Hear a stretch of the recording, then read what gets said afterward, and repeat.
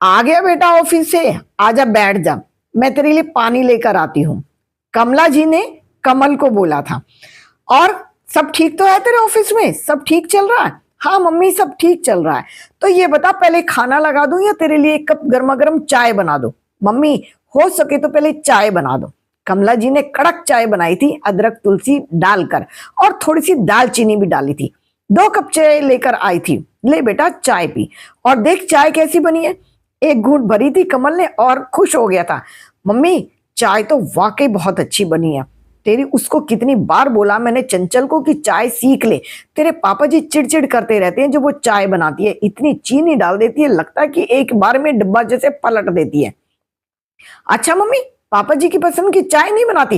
अरे तेरे पापा जी को शुगर है, और कितनी बार बोला कि चीनी मत डाला कर, शुगर फ्री डाला कर, सुनती ही नहीं है।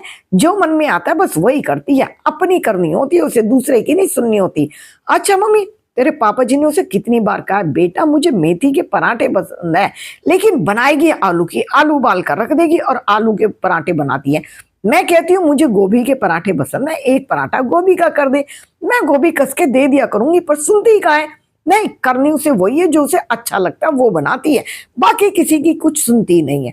अच्छा मम्मी और तुझे पता है कितने दिनों से तो तेरे पापा जी के साथ बातचीत नहीं चल रही, पापा जी के साथ बोलती नहीं है चंचल?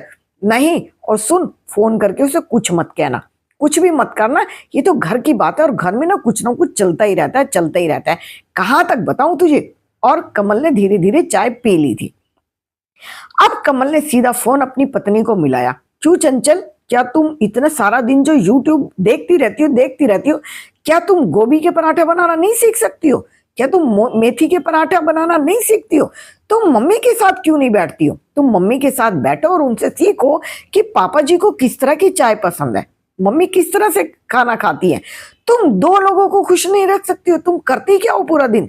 क्या करती हो जी? आपके साथ जाती हूँ, आपके साथ आती हूँ और क्या करती हो, लेकिन तुम्हें घर के काम की जिम्मेदारी बनती है ना, कब सीखोगी? मेरी माँ कितनी उम्र तक काम करती रहेंगी? इस उम्र में भी मेरी माँ खाना बना कर देती है पापा जी को, और तुम्हारा क्या है कि रोज तुम अपने मायके जाके बैठ जाती हो। और एक बात बताओ, क्या तुमने बताया था फोन करके कि मम्मी मैं पहुंच गई हूँ? अरे नहीं, जब मैं यहाँ पहुंची ना तो सारे बैठे थे, बात कर रहे थे, हंसी मजाक चल रही थी। चलो कोई बात नहीं, अब तुम वहीं रहो, आराम से रहो।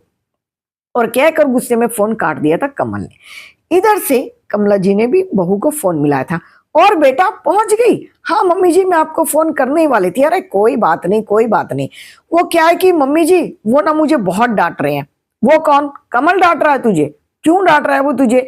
उसका तो दिमाग खराब हो गया है, क्यों डांटता है वो तुझे? मम्मी जी कह रहे थे कि, मम्मी कह रही थी कि तुमने पहुंचकर बताया नहीं। वो क्या है मम्मी जी, मेरे ना सारे भाई बहन यहाँ बैठे हुए थे, जब सारे भाई बहन बैठे थे तो मैं अभी आकर उनमें बैठ गई, फिर मम्मी ने आकर ठंडा रख दिया और मैं उसको खाती रही, और उसके बाद मुझे ध्यान ही नहीं रहा। कोई बात नहीं, उसकी तो आदत खराब है, औरतों के बीच में थोड़ी घुसना चाहिए, ये तो सास बहुओं का आपस का मैटर है, और सास बहू का हम तो माँ बेटी की तरह रहती है ना, फिर क्यों शिकायत करनी है एक दूसरे की? इसका दिमाग खराब है, इसकी बातों पे ज्यादा ध्यान मत दे। तभी चंचल कहती है मम्मी जी का नेचर कितना अच्छा है ना, बस ये पति सास बन के रहती है, मम्मी जी कितने प्यार से हैंडल करती हैं चीजों को और कभी कुछ नहीं कहती हैं। और ये है कि मम्मी जी की जगह लेने को तैयार रहते हैं, मेरी सास बन के रहना चाहते हैं। मम्मी जी कितनी अच्छी है। उधर कमल कह रहा था मम्मी जी कितनी अच्छी है, मम्मी कभी मुझे कुछ नहीं कहती है और कभी चंचल को कुछ नहीं कहती है। देखो ना, खाना बनाना तक नहीं आता, चाय बनानी तक नहीं आती, लेकिन उसको कभी कुछ नहीं कहती है। दोनों के दोनों कह रहे थे मम्मी जी कितनी अच्छी हैं। बेटे को भी और बहू को भी अच्छी तरह से पता था कि मम्मी कितने प्यार से हैंडल करती है।